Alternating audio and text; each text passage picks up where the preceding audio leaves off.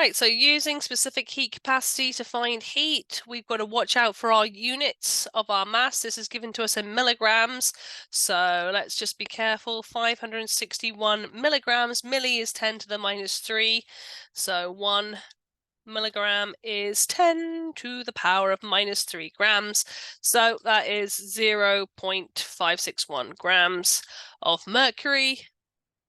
Okay, and we have been given the specific heat capacity of mercury. Okay, so that is in joules per gram per Kelvin. So we can see how that will cancel out with our mass in grams. And then finally, we've got our delta T, which is going to be our final temperature minus our initial temperature. Do be careful if you have negative degrees Celsius, etc. Okay, so if you're nervous, convert into Kelvin, but that's an extra step you probably don't need to worry about. As long as you remember, my final temperature is 15.2 minus 7.8 degrees Celsius. My maths is going to take care of me because minus of a minus is a plus, okay?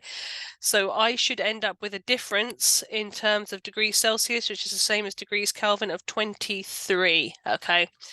It's the difference between those two numbers. Did I get that right? Yeah, I think so.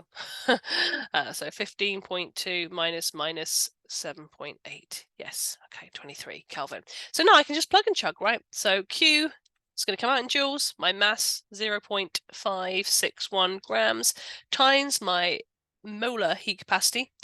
Oh, sorry, specific heat capacity, which molar heat capacity is just joules per mole per degree Kelvin, or per Kelvin, it's not degrees Kelvin.